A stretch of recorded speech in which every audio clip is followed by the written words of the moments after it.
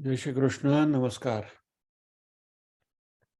श्रीमद् भगवद गीता के अध्ययन की इस श्रृंखला में 5वें अध्याय ज्ञान कर्म संन्यास योग के आज के सत्र में सभी का स्वागत एवं अभिवादन। ओंकार के नाद के साथ प्रार्थना करेंगे।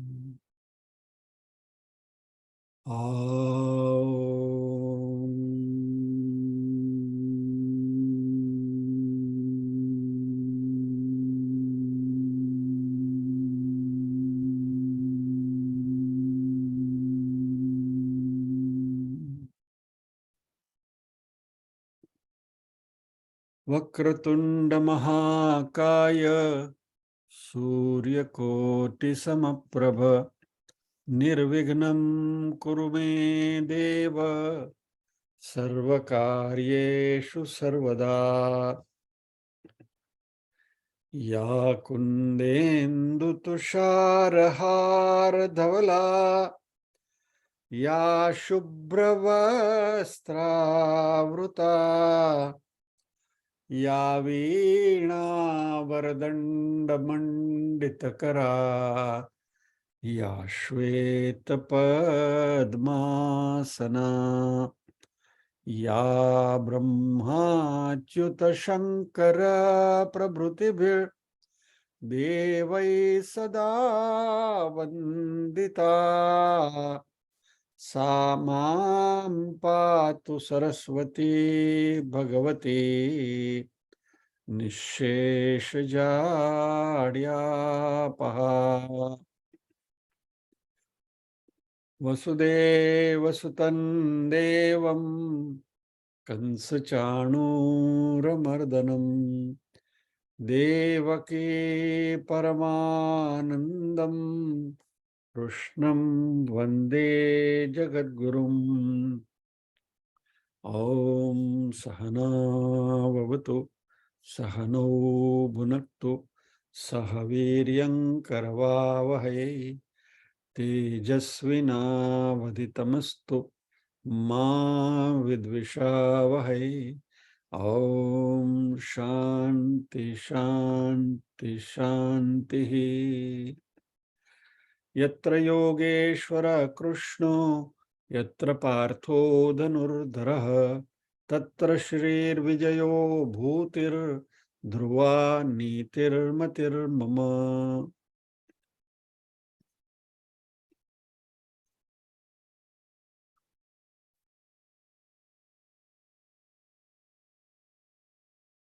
पारायण मीनल जी करेंगे।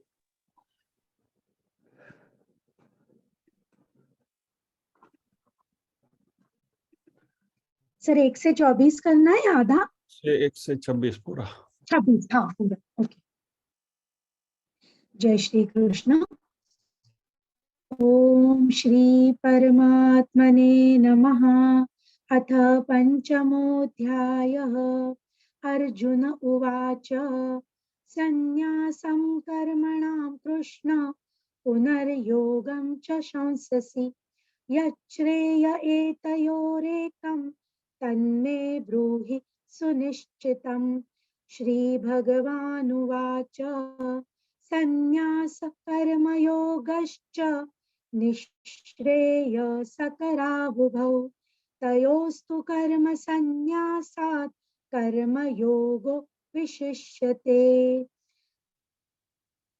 ज्ञेयस नित्यसन्न्यासी यो न द्वेष्टि न काङ्क्षति निर्द्वन्द्वो हि महाबाहो सुखं बन्धात् प्रमुच्यते।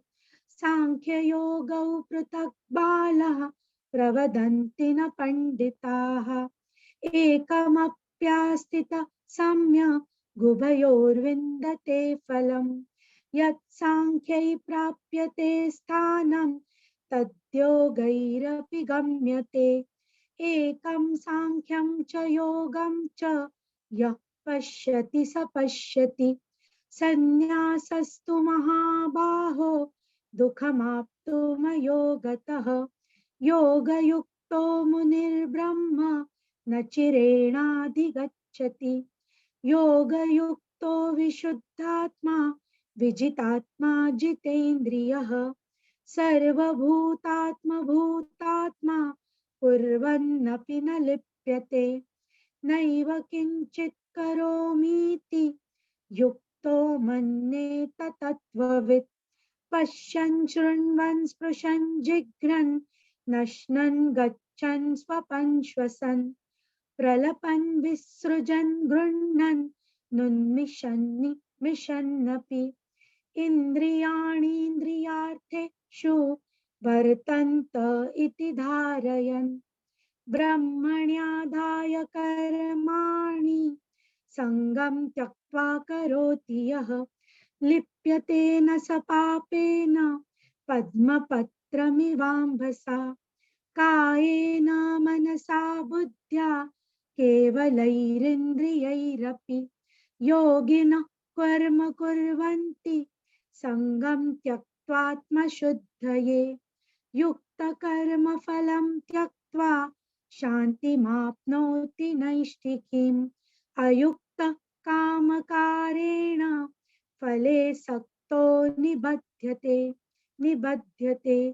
सर्वकर्माणि मनसा सन्न्यस्यास्ते सुखं वशी नवद्वारे पुरे देहि नैव कुर्वन्न कारयन् न कर्तृत्वं न कर्माणि लोकस्य सृजति प्रभुः न कर्मफलसंयोगं स्वभावस्तु प्रवर्तते नादत्ते कस्यचित् पापं न चैव सुकृतं विभुः अज्ञानेनावृतं ज्ञानं तेन मुह्यन्ति जन्तवः ज्ञानेन तु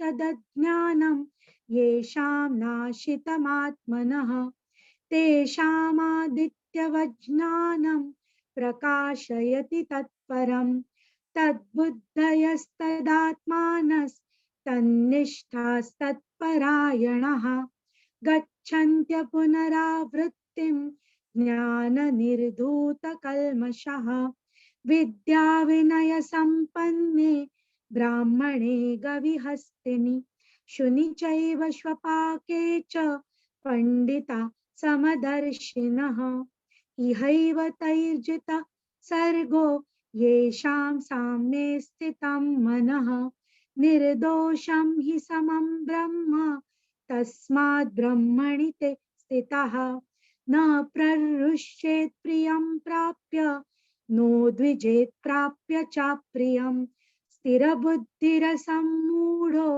ब्रह्मविद् ब्रह्मणि स्थितः बाह्यस्पर्शेष्वसक्तात्मा विन्द्यत्यात्मनि यत् सुखं स ब्रह्मयोगयुक्तात्मा सुखमक्षयमश्नुते ये हि संस्पर्शजा भोगा दुःखयोनय एव ते आद्यन्त्यवन्त कौन्तेय न तेषु रमते बुधः शक्नोति हैव यः सोढुं प्राक्शरीरविमोक्षणात् कामक्रोधोद्भवं वेगं स युक्तः स सुखी नरः योऽन्तसुखोऽन्तरारामस्तथान्तर्ज्योतिरेव यः स योगी ब्रह्मनिर्वाणं ब्रह्मभूतोऽधिगच्छति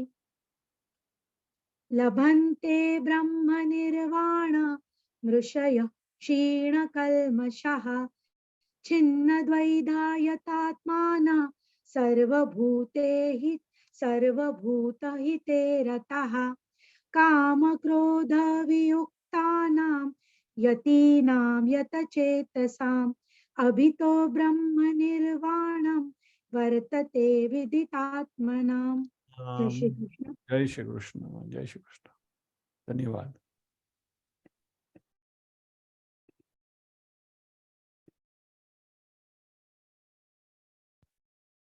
काम क्रोध वियुक्तानां यतीनां यतचेतसाम अभितो ब्रह्म निर्माणम वर्तते विदितात्मनाम।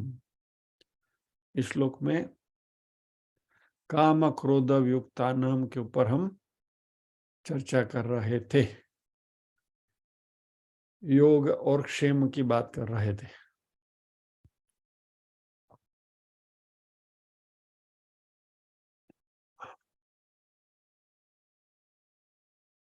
काम क्रोध, कामना मन में आती है और उसकी परितृप्ति नहीं होती है तो क्रोध आता है। और काम और क्रोध को छोड़ने के लिए हमें हमारी डिजायर्स को कम करना होगा, उसके ऊपर हमें काबू करना होगा। और हमने देखा था वेदांत का जो बेसिक प्रिंसिपल है कि my happiness does not depend on what I have but it depends on what I am. यानी मैं यहाँ हैप्पीनेस शब्द का अर्थ खुशी नहीं करूंगा, आंतरिक शांति यानी कि सुकून जिसको हम कहते हैं। तो मेरा सुकून जो है वो मेरे पास क्या है इसके बजाय मैं क्या हूं उसके ऊपर ज्यादा निर्भर है। तो मेरे पास जो है उसका अहमियत कम करते चलें और मैं जो हूं उसको और दृढ़ करते चले। So if we raise our self esteem, हमारा सेल्फ एस्टीम और अहंकार के बीच में फर्क आपको मालूम है, इसलिए I am not getting into that. लेकिन as we raise our self esteem, वैसे वैसे आत्मज्ञान हमारा जितना दृढ़ीभूत होता जाएगा उतना हमारा अंदर का आनंद जिसको हम सुकून कहते हैं वो सुकून की मात्रा बढ़ती जाएगी। और हमें सुकून से रहना है। We are not concerned about the material happiness. तो इसलिए हमने योग और क्षेम के ऊपर लंबी चर्चा करी थी। योग यानी वस्तु को प्राप्त करना, भौतिक चीजों को प्राप्त करना, और क्षेम जो प्राप्त की हुई चीज कैसी बनी रहे, कैसी बची रहे, वो हमारे पास ही रहे, उसके लिए प्रयत्नशील रहना। ये दोनों से यदि हम मुक्त हो जाएंगे तो ये काम और क्रोध से हमें मुक्ति मिल जाएगी। इसके बाद वाला जो नेक्स्ट स्टेज भगवान बता रहे हैं, काम क्रोध वियुक्तानाम यतताम यत चेतसाम। यत चेतसाम,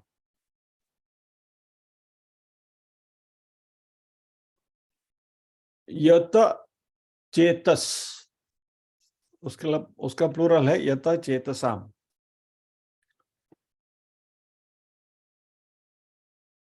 यत यानी प्रयत्नशील, ब्रह्म के साथ जिसका चित्त का अनुसंधान हुआ है वैसा। यानी we have integrated our mind, हमने हमारे मन को अच्छी तरह से इंटीग्रेट करके रखा है, ऑर्गेनाइज करके रखा है। यानी दिमाग को भी इस तरीके से हमने ट्रेन किया है कि वो वही सोचेगा जो हम सोचना चाहते हैं। Only those thoughts will occur in the mind that we desire us of. ये बहुत बड़ी बात है, गहरी बात भी है, लेकिन समझ में आए तो बहुत अच्छी है। हमारे मन में बहुत सारे विचार आते हैं, वांटेड अनवांटेड, डिजायरेबल अनडिजायरेबल। उनमें से छलनी लेकर डिजायरेबल हो ही अपने पास रखे और अनडिजायरेबल को उसमें से निकालते रहें, यह प्रक्रिया यदि सतत हमारे मन में चलती रहे तो हम ये यत चेतसाम की स्थिति पर पहुंचेंगे। यानी आवर माइंड इज ऑर्गेनाइज्ड।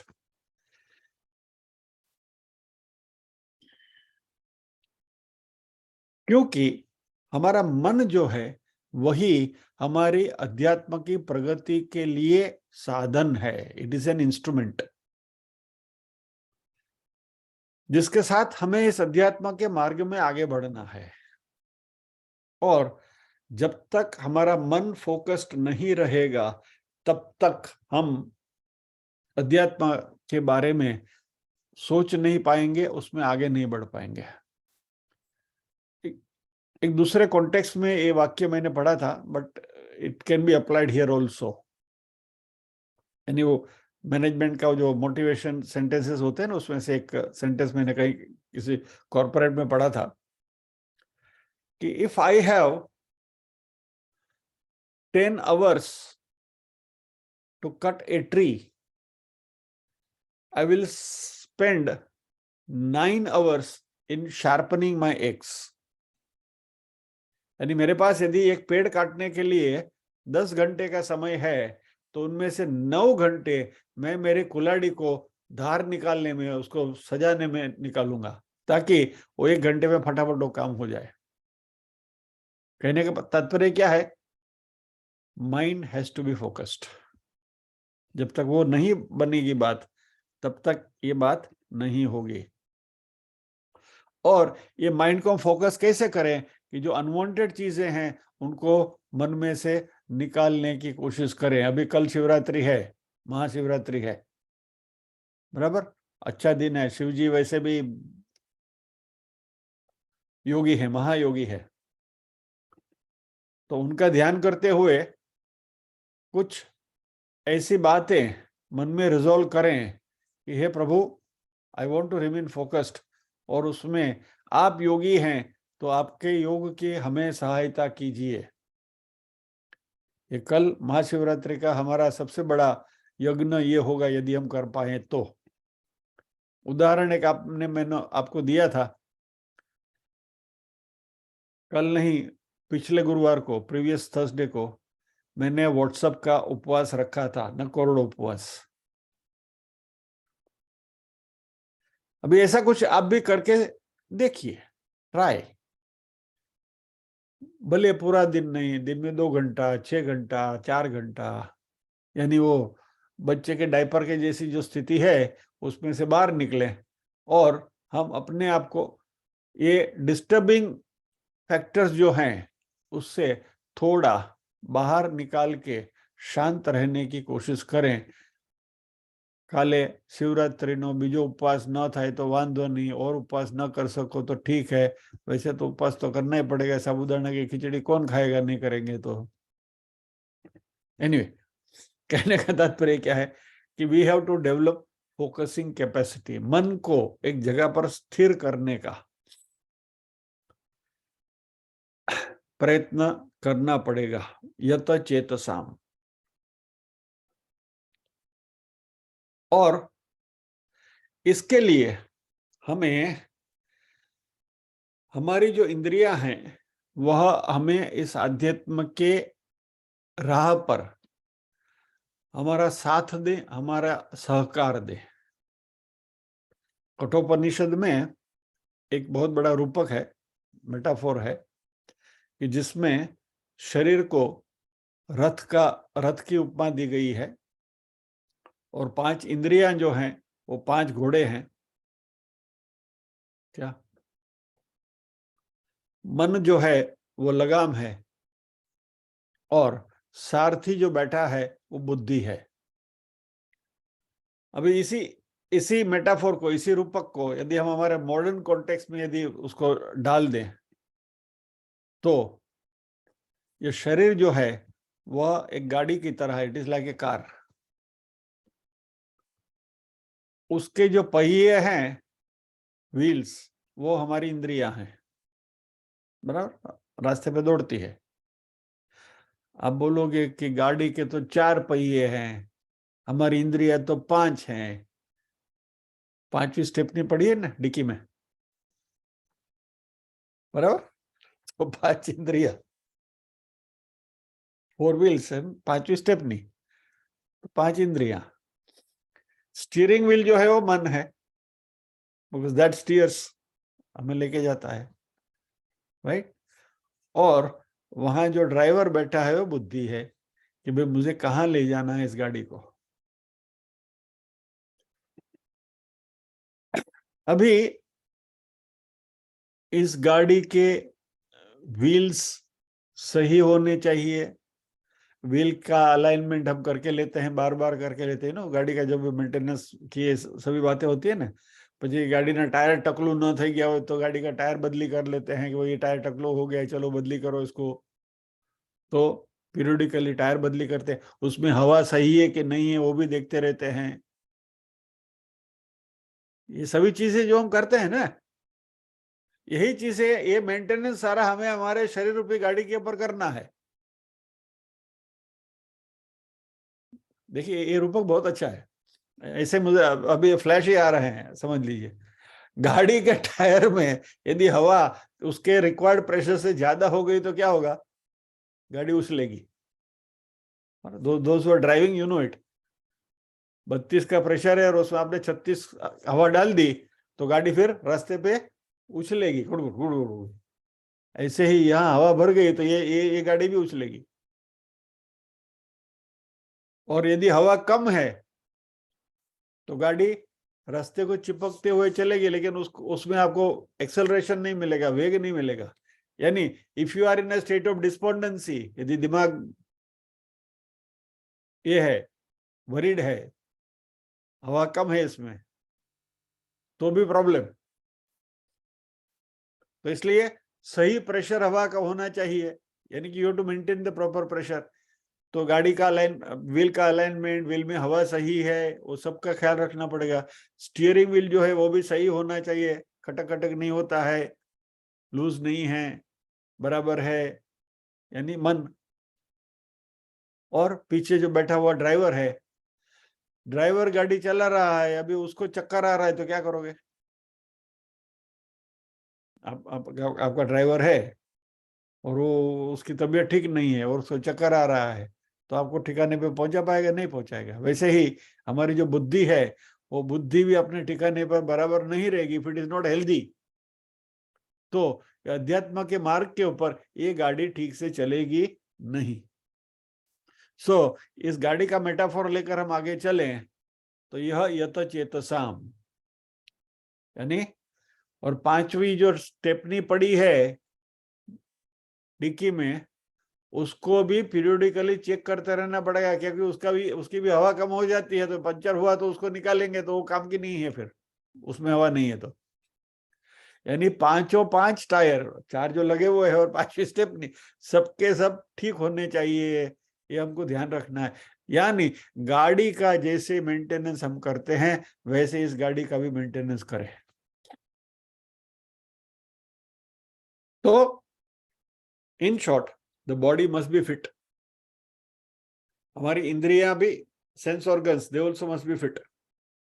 मन भी सक्षम होना चाहिए, इमोशनल माइंड फिट होना चाहिए, बुद्धि फिट होनी चाहिए। और हमें कहीं भी जाना है तो यह गाड़ी हमें उपलब्ध होनी चाहिए, इट शुड बी अवेलेबल। नहीं तो वांदे, आपको बंबई से पूना जाना है और गाड़ी की चाबी वाबी लेकर गए, सब कुछ बराबर है, नीचे गए टंकी में पेट्रोल ही नहीं है, वो तो ठीक है पेट्रोल पंप पे भरा लोगे, लेकिन मेरे जैसे जो इलेक्ट्रिक कार यूज करते हैं वो नीचे जाके देखेंगे गाड़ी में चार्ज ही नहीं है, बैटरी चार्ज नहीं की हुई है, रात को प्लग लगाना भूल गए। तो यानी यत चेतसाम, ये सब कुछ हमें करते रहना है। यानी our personality should be organised, integrated personality जिसको हम कहेंगे। और इसके लिए हमें क्या करना है?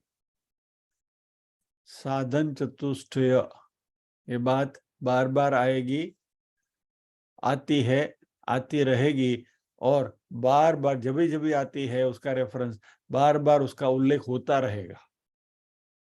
इसका हैमरिंग जरूरी है। तो साधन चतुष्टय क्या क्या है, आप अपनी जगह पर बोलिए, मैं आपके लिप मूवमेंट्स देखता हूं। विवेक, वैराग्य, समाधि, षटक संपत्ति, मुमुक्षुत्वम। अभी समाधि षटक संपत्ति क्या है? शम, दम, उपरति, तितिक्षा, श्रद्धा, समाधान। बराबर।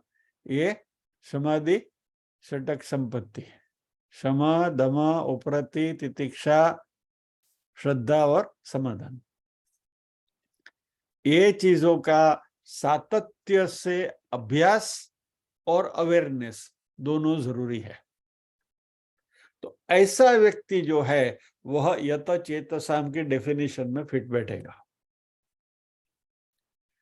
और उसके आगे भगवान ने क्या बोला? यतीनाम यत चेतसाम। यतीनाम यानी यतियों में आपको यति बनना है। अभी यति का लिटरल मीनिंग है जो प्रयत्न करता है, वो प्रयत्न करने वाला, सतत यत्न करने वाला, दैट इज वन वर्ड।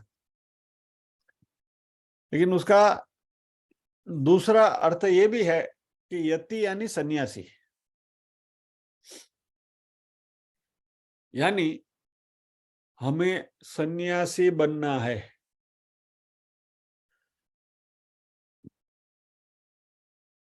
तो आप कहेंगे कि यदि आप सन्यासी बनने की बात करोगे तो वो बात तो जमने वाली नहीं है बंधु।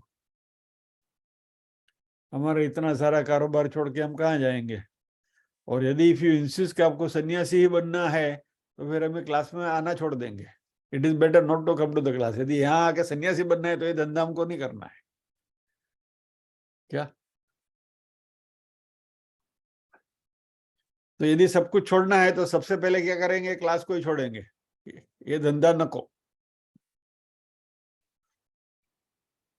सन्यास आश्रम जो है वह एक्चुअली हमारे जो वर्णाश्रम है उसमें ब्रह्मचर्य आश्रम, गृहस्थाश्रम, वानप्रस्थाश्रम, सन्यास आश्रम, बराबर। तो इसमें पहला और लास्ट वाले दो आश्रम जो हैं, ब्रह्मचर्य आश्रम और सन्यास आश्रम, वह विद्याभ्यास के लिए रिजर्व रखे हुए हैं, इसलिए उनमें कोई फर्ज नहीं है। ब्रह्मचर्य आश्रम में यू हैव नो ड्यूटीज। आपका एक ही कर्तव्य है कि आपको अध्ययन अच्छी तरह से करना है। अभी के हमारे परिप्रेक्ष्य में देखें तो when you are in your student life, तो स्टूडेंट लाइफ में आपके ऊपर कोई जिम्मेवारी नहीं है धन कमाने की या तो कुछ करने की। Parents are there to take care of you. आपको करना क्या है? सिर्फ अभ्यास करना है। दैट इज ब्रह्मचर्य आश्रम। लास्ट वाला जो सन्यास आश्रम, सन्यास आश्रम में भी जब सन्यासी हो गए आप तो फिर वहां भी आपके लिए कोई कर्तव्य कर्म नहीं है, आपको मात्र अध्ययन करना है, बराबर।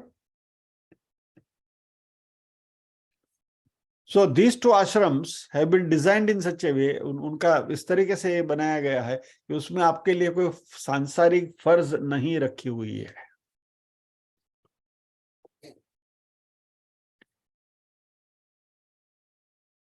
तो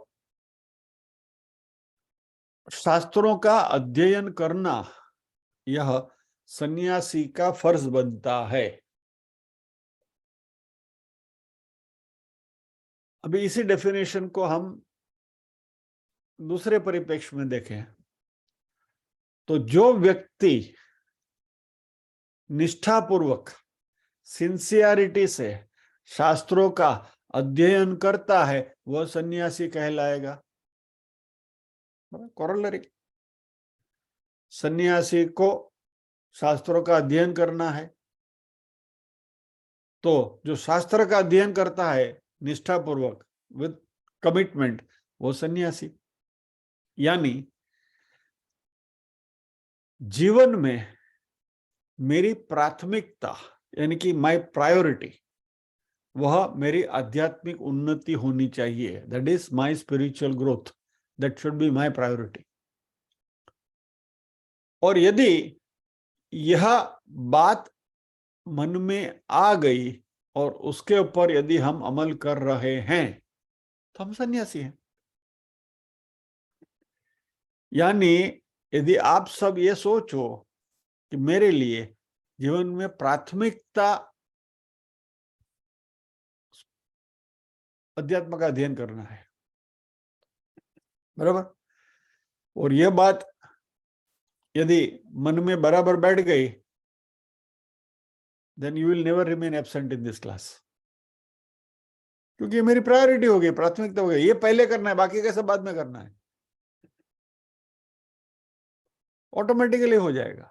moment you decide your priorities, तो फर्स्ट प्रायोरिटी क्या है, ये है, तो चलो ये पहले करो, 1 घंटा तो यहां देना ही है, तो प्राथमिकता हो जाएगी आपकी। यानी my priority in life is my spiritual growth, मेरी प्राथमिकता मेरी आध्यात्मिक प्रगति है। उसके बाद ये बात मन में आ गई ना, फिर आप ऑफिस जाओ, आप धन कमाओ, पैसे कमाओ, जो भी करना है करो, लेकिन मेरी प्राथमिकता क्या है, मोक्ष प्राप्ति और उसके लिए ज्ञान प्राप्ति। यानी हम इस प्राथमिकता के ख्याल को मन में रखते हुए गृहस्थी होते हुए भी सन्यासी हैं।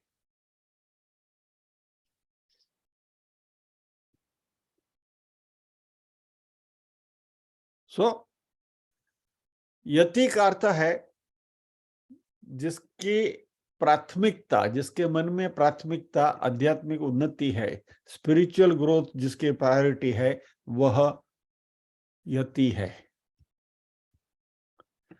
ऐसा व्यक्ति फिर सूट और टाई, थ्री पीस सूट और टाई पहन के भी जाए तो भी सन्यासी है, क्योंकि उसकी प्रायोरिटी स्पिरिचुअल ग्रोथ है, आध्यात्मिक उन्नति है।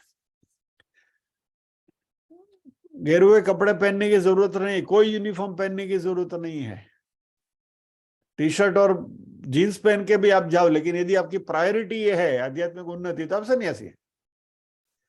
सन्यासी कपड़ों से नहीं होते, सन्यासी आंतरिक हमारी जो दृष्टि है उससे हम सन्यासी बनते हैं।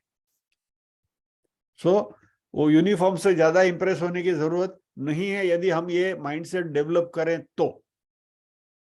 All other things are secondary, subsidiary.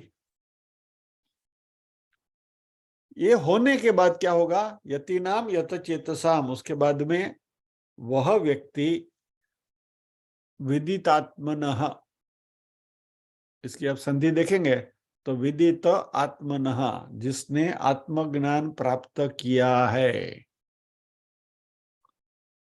यानी इस निष्ठा से जो व्यक्ति वेदांत का सातत्य से सिस्टमैटिकली अध्ययन करता है और लंबे अरसे तक किसी सक्षम कॉम्पिटेंट आचार्य के साथ रहते हुए,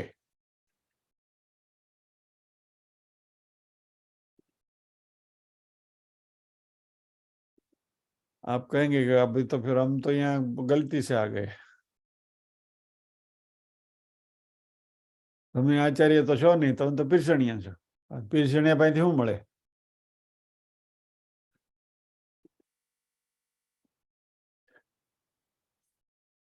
कॉम्पिटेंट सक्षम व्यक्ति के पास से, बराबर। अभी इसमें जो टच स्टोन है वो आपके पास है, यानी इसकी जो परीक्षा है, ये परीक्षा आपके पास, आपके मन में है कि भाई यहाँ हम अध्यात्म का अध्ययन करते हैं, हमें सुकून मिलता है क्या? 1 घंटा यहाँ बैठने से हमारे मन को शांति मिलती है क्या? हमारा आंतरिक विकास होता है क्या? यदि हो रहा है तो पीरसणियों इज ऑल्सो वेलकम। तो किसी भी सक्षम व्यक्ति की, यानी कहने का तात्पर्य क्या है कि वैसे व्यक्ति के साथ आपको रहना है सातत्य से लंबे अरसे तक, जो हमारी आध्यात्मिक प्रगति में सहायभूत बने, the person who is helpful to us in our spiritual growth. वैसे व्यक्ति के साथ कंसिस्टेंटली, सातत्य से बने रहना है और लंबे लंबे अरसे तक, मैं वो को लंबा कर रहा हूं, लंबे अरसे तक अध्यात्म का, क्योंकि ये क्या है, ये टपक थियरी है, इसे ड्रिप इरिगेशन। अध्यात्म जो है ना, ऐसा बुड़ बुड़ बुड़ बुड़ करके नहीं आता है, वो धीरे धीरे ड्रॉप बाय ड्रॉप अंदर उतरता है। तो ये पूरी प्रोसेस जो ड्रिप इरिगेशन की, टपक थियरी की, इसलिए लंबे अरसे तक, for a prolong period of time, consistent study with a competent person, systematic consistent study of Vedanta over a length of time under the guidance of a competent व्यक्ति, यह प्रोसेस यदि करेंगे, दोबारा दोहराता हूं, ज्ञान योग यानी systematic and consistent study of Vedanta for a prolonged period of time under the guidance of a competent आचार्य, बराबर। यानी ज्ञान योग यानी व्यवस्थित, सिस्टमैटिक, कंसिस्टेंट यानी सातत्य से वेदांत का अध्ययन लंबे अरसे तक किसी सक्षम व्यक्ति के मार्गदर्शन के नीचे, एक ज्ञान योग है।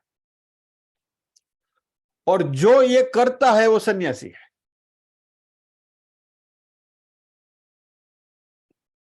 हाँ, वे कुछ बात बनी, हम सब सन्यासी हैं, गृहस्थी होते हुए भी सन्यासी हैं, क्योंकि ये हम करते हैं। कितने अरसे से हम भगवत गीता का अध्ययन कर रहे हैं, कंसिस्टेंटली बराबर आते हैं, हर गुरुवार को आते हैं, शुक्रवार को आते हैं, शनिवार को आते हैं, 1 घंटा बैठते हैं तब बगले झांकते नहीं हैं, कॉन्सेंट्रेटेड, फोकस्ड, बराबर। नजर हटी, दुर्घटना घटी। गुरुवार के हमारे मंडू के उपनिषद में तो एक खास अप्लीकेबल है, थोड़ा सा भी ध्यान इधर उधर गया, छटक गया। तो focused attention, consistent attention, systematic study for a prolong period of time, बराबर। और ये जो कॉम्पिटेंट आचार्य की जो बात है, उसके लिए सतर्कता मुझे रखनी पड़ती है यहां से, कि आपको कोई गलत बात न आ जाए आपके पास, उसका सही परीक्षण करके, अध्ययन करके, बराबर समझते हुए चीजें आपके सामने रखनी हैं। इसलिए आपको पता होगा, लास्ट सैटरडे को मैंने आपसे कहा था कि ये श्लोक में आई एम नॉट प्रिपेयर्ड, मेरी तैयारी नहीं है, इसके लिए तैयारी करनी पड़ेगी। अभी अनफॉर्चुनेटली कल क्लास नहीं है, लेकिन वो जो यॉर्कर आया था, वो यॉर्कर को अच्छी तरह से खेलना है, which will be next Saturday. लेकिन कहने का तात्पर्य क्या है कि जो सिंसियरिटी आपको बरतनी है अध्ययन करने में, वही सिंसियरिटी, मैं अध्यापन जैसा बड़ा शब्दों का यहाँ प्रयोग नहीं करूंगा क्योंकि मैं आचार्य नहीं हूं, लेकिन फिर भी वो सिंसियरिटी है, उसके साथ आपके सामने चीजें रखी जाती है, परोसी जाती है। और इसलिए I am using the word पिरसनिया, यानी जो सक्षम अधिकारी हैं इस विषय के, उन्होंने जो बना के दिया है वही लाकर मैं आपके सामने रखता हूं, यानी कि ऑथेंटिक चीज आपको मिलती है। बटेटा वड़ा ने नामे बटेटाना भजिया पीरसाता नहीं, बटेटा वड़ा ज पीरसाय छे। इतना मैं आपको दिलासा दे सकता हूं, कॉन्फिडेंस दे सकता हूं कि यहां से बटाटा वड़ा के नाम से आपको बटाटा वड़ा ही मिलेगा। बटेटा का भजिया आपके हाथ में देकर बोलेंगे कि बटेटा वड़ा खा लो, नहीं, ये धंधा यहां से नहीं होगा। इतनी अवेयरनेस, इतनी जिम्मेवारी, कॉन्शियसनेस यहां से रखी जाती है, इसके मैं आपको धाड़स दे दूं। यानी यहाँ जो ज्ञान योग का जो डेफिनेशन दिया गया है, मैं दोबारा रिपीट करता हूं, ज्ञान योग means systematic and consistent study of Vedanta for a prolonged time under the guidance of a competent आचार्य ज्ञान योग। तो हम यहाँ जो कर रहे हैं वो ज्ञान योग है, और इसलिए हम सब सन्यासी हैं। अच्छा, ये जो सिस्टमैटिक अध्ययन जो है, उससे होगा क्या? क्लैरिटी बढ़ेगी। हमारी जो समझदारी है अध्यात्म के बारे में, उसके विषय में हमारे मन में जो भी कोई धुंधलापन है वो निकलता जाएगा और धीरे धीरे क्लैरिटी आती जाएगी, विल बिकम फोकस्ड।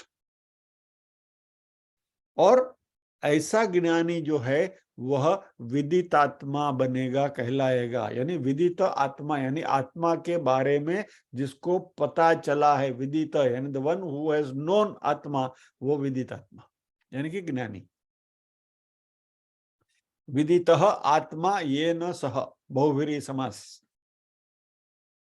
तो यह साधना यदि हम कंसिस्टेंटली करते रहेंगे तो हम भी विदित आत्मा बन जाएंगे, बनेंगे। We are in that process. ठीक है। और ये सब करने के बाद क्या होगा? ब्रह्म निर्वाणम वर्तते। ब्रह्म के साथ हमारा ऐक्य हो जाएगा। हम विल बिकम वन विद ब्रह्म, यानी ब्रह्म के साथ हम जुड़ जाएंगे, योगी हो जाएंगे, मर्जर इनटू ब्रह्मन। और मर्जर इनटू ब्रह्मन यह कोई भौतिक घटना नहीं है। बराबर? यानी मान लीजिए कि सिंपल एग्जांपल आपको दूं। घर में कोई गेस्ट आए हैं और उनको जल्दी से कुछ ठंडा पिलाना है, बोला मुझे जल्दी जाना है। तो आपने फ्रिज में से ठंडा दूध निकाला, रोज का शरबत निकाला और 2 चम्मच रोज का शरबत डाल के दूध में घोल के दे दिया। ये बराबर? तो ये ऐसा मर्जर ब्रह्म का नहीं है कि दूध में रोज का शरबत डाल दो और जो घोल के जो घोल तैयार हुआ ब्रह्म निर्माण हो गया। नहीं, it is not a physical process like this. यानी कि आप ब्रह्म से जाकर मिलते नहीं है। यह फिजिकल घटना नहीं है, भौतिक घटना नहीं है, यह बौद्धिक घटना है। It is an intellectual event, it is a cognitive event. ये मननीय घटना है। और वो क्या है? मनन क्या है? मेरे और ब्रह्म के बीच में कोई अंतर नहीं है। अहम ब्रह्मास्मि प्राप्तस्य प्रापणम। ये बात को, ये सूत्र को हमेशा याद रखिए। ब्रह्म के साथ ऐक्य यानी प्राप्तस्य प्रापणम, जो मेरे पास है उसी के बारे में मुझे जागरूक होना है कि मैं ही ब्रह्म हूं। और ये ब्रह्म जो का जो भाव है, उसके लिए यहां भगवान ने बहुत अच्छा शब्द का प्रयोग किया, अभितः। संस्कृत के जो विद्यार्थी हैं उनको पता चलेगा कि अभितः का अर्थ है चारों ओर से, फ्रॉम ऑल अराउंड। ब्रह्म निर्वाणम अभितः।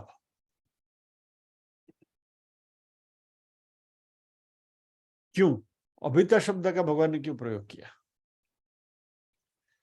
जिसको आत्मज्ञान की प्राप्ति हो गई, जिसने अपने आप को ब्रह्म के स्वरूप में देख लिया या तो अनुभूति कर ली, उसका ब्रह्म निर्वाण जो है वो, इफ आई से, हृदय के भीतर नहीं है। You will get startled. और ये तो हृदय का ही तो भाव है। हृदय में आप बोलोगे ब्रह्म निर्वाण नहीं, तो क्या कहाँ है? भगवान ने बोला अभितः, चारों ओर, चारों ओर ब्रह्म निर्वाणी है। यानी कि आप जिस धरती पर पांव रख के चलते वो भी ब्रह्म है। एक गिलास प्यास लगी, एक गिलास पानी पिया, पानी भी ब्रह्म है। सांस लेते हैं वो भी ब्रह्म है। जो देखते हैं वो भी ब्रह्म है। बराबर? भगवद गीता में बात भगवान ने कही है, ब्रह्मार्पणम ब्रह्म हविर ब्रह्माग्नो ब्रह्मणाहुतम ब्रह्मैव तेन गंतव्यम ब्रह्म कर्म समाधिना ओम तत्सत ब्रह्मार्पणमस्तु। बराबर? भोजन के समय पर श्लोक बोलते हैं ना, वही ब्रह्म है। नरसिंह मेहता ने कहा ब्रह्म लटका करे ब्रह्म पासे। यही ब्रह्म है जो नाचता है ब्रह्म के सामने, ये ब्रह्म निर्वाण है। यानी सांस लेते हैं वो भी ब्रह्म है, आंख से देखते हैं वो भी ब्रह्म है, कान से सुनते हैं वो भी ब्रह्म है, जो भी कुछ कहो ब्रह्म ही ब्रह्म है। ऊपर ब्रह्म निर्वाण, नीचे ब्रह्म निर्वाण, बाजू में ब्रह्म निर्वाण, आगे ब्रह्म निर्वाण, पीछे जहां भी जाओ जिधर भी मुड़ो ब्रह्म निर्वाण ही है। ब्रह्म है वेदमृतम पुरस्तात्, मुंडक उपनिषद में कहा गया है। अभितः चारों ओर। कहीं कहीं इसकी व्याख्या एक अलग तरीके से भी की गई है कि इट इज बोथ वेज। दो चीजों की यहां बात करी है कि मृत्यु से पहले और मृत्यु के बाद भी। LIC का सूत्र है ना, जीवन के साथ भी और जीवन के बाद भी। वैसे ये ब्रह्म निर्वाण भी मृत्यु से पहले, जीवन के साथ भी और जीवन के बाद भी। यानी मरणात् पूर्वमपि मरणात् अनंतरमपि, मृत्यु से पहले और मृत्यु के बाद में। मृत्यु से पहले मरणात् पूर्वम जो ये वृत्ति है वो, उसको हम जीवन मुक्ति कहेंगे, और मृत्यु के बाद, शरीर छूटने के बाद जो ये है उसको हम विदेह मुक्ति कहेंगे। These are the technical terms. और इसको यदि समझना है तो हमारे शास्त्रों ने बहुत अच्छा एक्सप्लेनेशन दिया हुआ है घटाकाश और मठाकाश का। बराबर, हाथ में घड़ा है, उसके अंदर स्पेस है, घड़ा भी स्पेस में है। बराबर, तो घड़े के अंदर भी स्पेस है, घड़े के बाहर भी स्पेस है। अंदर जो स्पेस है और बाहर जो स्पेस है दोनों सेम है। और ये जो घड़ा जो है वो घड़े की जो पेरीमीटर है उसकी वजह से स्पेस में कोई विभाजन नहीं होता। The space does not gate divided, it is continuous. मात्र आपको घड़े की वहां अनुभूति होती है कि यहाँ बीच में घड़ा रखा हुआ है और ये घड़ा फूट गया, तो ये स्पेस और ये स्पेस मर्ज नहीं होते, वो एक ही था, मात्र बीच में जो घड़े की जो परिधि थी वो मिट गई। यानी हमारे में घटाकाश और ब्रह्म जो मठाकाश है उसमें कोई फर्क नहीं है, इट इज सेम। मात्र ये शरीर रूपी घड़ा जो है वो बीच में है, वो दिखता है, लेकिन वस्तुतः इवेंचुअली बाहर जो स्पेस है और घड़े में जो स्पेस है इट इज सेम। और इसको भी अच्छी तरह से आपको समझना है। तो आप घड़ा लेकर गंगा जल भरने के लिए गए हैं, घड़े को गंगा जी के प्रवाह में डुबोया, बराबर, तो अंदर भी गंगा जल है, बाहर भी गंगा जल है, और इत्तेफाक से घड़ा भरते भरते फूट गया, तो क्या हुआ? वही जल, वही जल, देयर इज नो डिफरेंस। बस यही ब्रह्म निर्वाणम की व्याख्या है। यानी ब्रह्म निर्वाणम is not a physical process. बाहर से भी वही है, अंदर से भी वही है, एक ही स्पेस है। और ये जो स्पेस है उसको हम डिवाइड नहीं कर सकते, ये अविभाज्य है, इट इज कंटिन्यूअम। यानी एक घड़े का अस्तित्व इस स्पेस में कोई बाधा पैदा नहीं करता, कोई लिमिटेशन पैदा नहीं करता।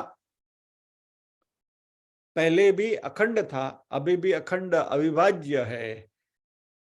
इसलिए मैं भी इसी तरीके से अविभाज्य चैतन्य ही हूं, इस शरीर के रहते हुए भी। जैसे हमने कल देखा था कि हमारी गलतफहमी क्या है, और यही गलतफहमी को मिटानी है, और वही ब्रह्म निर्वाण है। गलतफहमी क्या है? मैं शरीर हूं, इसके अंदर चेतना है। लेकिन रियलिटी क्या है? मैं चैतन्य हूं जिसने शरीर धारण किया है। I am that consciousness which has एडॉर्न this body. मैंने शरीर धारण किया है। कल ही बात हुई थी, वासान से जीर्णानि यथा विहाय नवानि गृह्णाति नरो प्राणी। Exactly this is the process. यानी यदि हम इस बात को समझें कि हम चैतन्य हैं, शरीर हमने धारण किया है, that is an incidental phenomenon,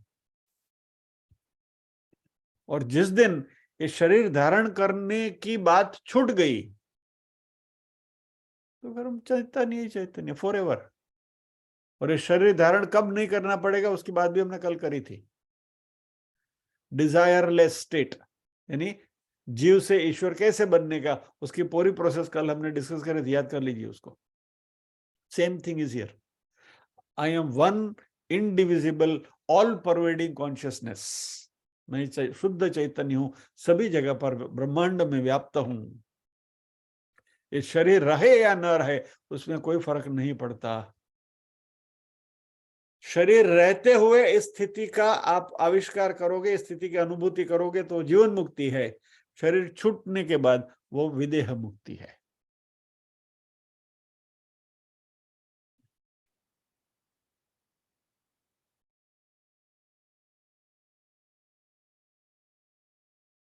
हमने आज की डिस्कशन की शुरुआत करी थी योगक्षेम से। आप कहोगे कि जब भी ब्रह्म निर्वाण की अनुभूति हो गई तो फिर ये योग और क्षेम, काम और क्रोध के बारे में सोचने की जरूरत ही क्या है? क्या? वही स्वामी चिन्मयानंद जी के प्रश्न, बराबर ना?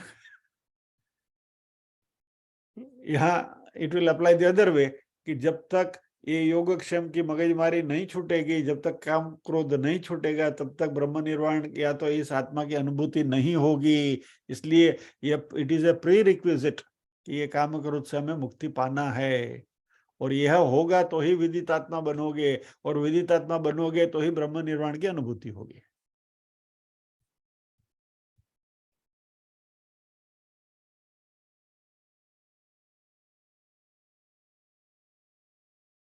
दो प्रकार की साधनाएं हैं, बहिरंग साधना जो बाहरी प्रोसेस से साधना की जाती है, और दूसरी अंतरंग साधना जो अंदर की आंतरिक साधना है। निष्काम कर्म योग वह बहिरंग साधना है, यानी हमें कर्म योग में जुटे रहना है विथ प्रॉपर एटीट्यूड, और उसके जो साधन है, यानी वो साधन चतुष्टय के को साथ में रखते हुए जो निष्काम कर्म करेंगे वो बहिरंग साधना है। और ध्यान, मेडिटेशन जिसको हम कहते हैं, वह अंतरंग साधना है, क्योंकि उसमें मन के सिवा और किसी इंस्ट्रूमेंट की जरूरत नहीं है। It is purely an internal process. तो इसमें शरीर के दूसरे कोई हिस्से की जरूरत नहीं, मात्र मन के अलावा। यानी ज्ञानेन्द्रिया, कर्मेंद्रिया सब अपनी अपनी जगह पर स्थिर बैठी रहे तो भी कोई फर्क नहीं, राधा स्थिर रहनी चाहिए। और फिर मन से एक घटना घटती है, ये अंतरंग साधना है। बहिरंग साधना में हमें योग और क्षेम का ध्यान रखना है, काम और क्रोध का ध्यान रखना है, राग और द्वेष का ध्यान रखना है। क्या? क्योंकि इससे ही हम बाहर के भौतिक विश्व के साथ अपना संबंध बनाए रखते हैं। और एक बार इसके ऊपर हमने काबू पा लिया, यानी कि हमारी बहिरंग साधना सक्सेसफुल हो गई, हमारी वृत्तियों के ऊपर हमारा कंट्रोल आ गया, यानी कि एक्सटर्नल वर्ल्ड के साथ हमारा कम्युनिकेशन है, उसके ऊपर हमारा टोटल कंट्रोल है। अभी बाहर की कोई चीज हमें कहीं भी व्यथित नहीं कर सकती, हमें डिस्टर्ब नहीं कर सकती। ऐसी स्थिति जब आएगी तभी अंतरंग साधना प्रोबेबल होगी, पॉसिबल होगी। और इसके लिए मन को स्थिर करना जरूरी है, और ये मन को स्थिर करने के लिए ही हमें ये आत्मज्ञान की भी जरूरत है, ताकि हमारा बाहर की खलबली सब फिल्टर आउट हो जाए। This is an internal discipline, ये अंतरंग साधना है जो भी अगत्य की है। और इस श्लोक से भगवान छठे अध्याय की नींव रख रहे हैं। अभी अगले 2-3 श्लोक जो आएंगे वह उसी की पुष्टि करेंगे, और फिर बाद में भगवान छठे अध्याय में ध्यान योग में जाएंगे। So with this we pause here. आज के सत्र को यहाँ विराम देते हैं, प्रार्थना करते हैं।